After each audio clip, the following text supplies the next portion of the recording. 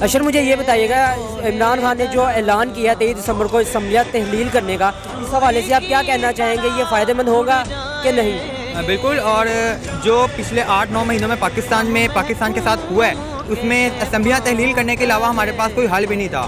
آپ کل 16 دسمبر گزری ہے، آپ دیکھ لیں، اس میں جو سب سے بڑی دکھ کی بات ہے نا، اس میں یہ ہے کہ جب غدار ہمارے سامنے آئے ہیں نا، ہمارے اپنے محافظ تھے غدار، ٹھیک ہے، اور جس کا پاکستانی قوم کو بے تحاشا پاکستانی قوم میں غم و غصہ بھی پایا جا رہا ہے، اور اس چیز کا دکھ بھی ہے کہ ہمارے اپنے محافظ ہی ہمارے غدار تھے۔ 16 دسمبر کل آرمی پبلک اسکول کا تو ڈے سب کو یاد تھا، سقوط ڈھاکہ کا ڈے کسی کو یاد نہیں تھا، جس دن پاکستان 2 ٹکڑوں میں تقسیم ہوا تھا۔ وہ اکثریت میں تھے، ہم اقلیت میں تھے، وہ ٹھیک تھے، ہم غلط تھے، لیکن ہمیں پڑھایا کیا گیا کہ آپ لوگ بالکل ٹھیک تھے، وہ اکثریت کے باوجود غدار تھے۔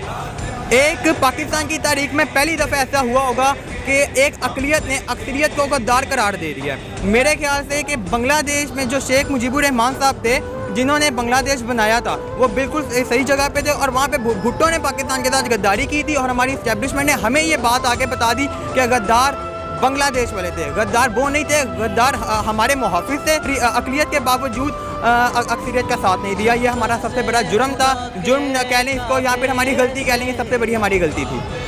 ٹھیک ہے، بہت شکریہ۔